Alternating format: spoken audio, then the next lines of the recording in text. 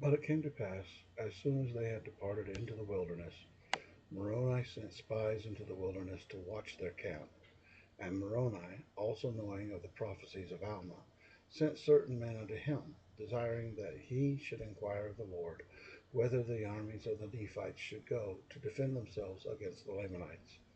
And it came to pass that the word of the Lord came unto Alma, and Alma informed the messengers of Moroni that the armies of the Lamanites were marching round about in the wilderness, that they might come over into the land of Manti, that they might commence an attack upon the weaker part of the people. And those messengers went and delivered the message unto Moroni. Now Moroni, leaving a part of his army in the land of Jershon, lest by any means a part of the Lamanites should come into that city and take possession of the city, took the remaining part of his army and marched over into the land of Manti. And he caused that all the people in that quarter of the land should gather themselves together to battle against the Lamanites, to defend their lands and their country, their rights and their liberties. Therefore they were prepared against the time of the coming of the Lamanites. And it came to pass that Moroni caused that his army should be secreted in the valley which was near the bank of the river Sidon, which was on the west of the river Sidon in the wilderness. And Moroni placed spies round about, that he might know when the camp of the Lamanites should come.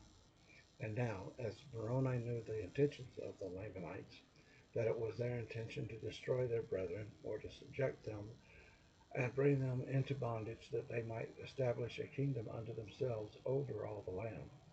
And he also knowing that it was the only desire of the Nephites to preserve their lands and their liberty and their church, therefore he thought it no sin that he should defend them by stratagem. Therefore he found by his spies which course the Lamanites were to take. Therefore he divided his army and brought a part over into the valley, and concealed them on the east and on the south of the hill Riplah. And the remainder he concealed in the west valley on the west of the river Sidon, and so down into the borders of the land Manti. And thus having placed his army according to his desire, he was prepared to meet them. And it came to pass that the Lamanites came up on the north of the hill, where a part of the army of Laman of where a part of the army of Moroni was concealed. And as the Lamanites had passed the hill Riplah, and come into the valley, and began to cross the river Sidon, the army which was concealed on the south of the hill, which was led by a man whose name was Lehi, and he led his army forth, and encircled the Lamanites about on the east in their rear. And it came to pass that the Lamanites, when they saw the Nephites coming upon them in their rear, turned them about, and began to contend with the army of Lehi. And the work of death commenced on both sides, but it was more dreadful on the part of the Lamanites, for their nakedness was exposed to the heavy blows of the Nephites with their swords and their scimitars, which brought death almost at every stroke. While on the other hand, there was now and then a man fell among the Nephites by their swords and the loss of blood, they being shielded from the more vital parts of the body, or the more vital parts of the body were being shielded from the strokes of the Lamanites by their breastplates and their arm shields and their head plates. And thus the Nephites did carry on the work of death among the Lamanites. And it came to pass that the Lamanites became frightened because of the great destruction among them, even until they began to flee towards the river Sidon. And they were pursued by Lehi and his men, and they were driven by Lehi into the waters of Sidon, and they crossed the waters of Sidon. And Lehi retained his armies upon the bank of the river Sidon, that they should not cross.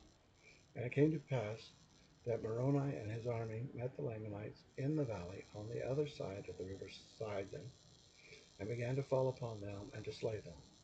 And the Lamanites did flee again before them towards the land of Manti, and they were met again by the armies of Moroni. Now in this case the Lamanites did fight exceedingly.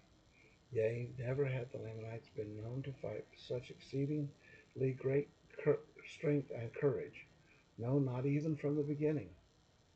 And they were inspired by the Zoramites and the Amalekites, who were their chief captains and leaders, and by Zerahemnah, who was their chief captain, or their chief leader and commander.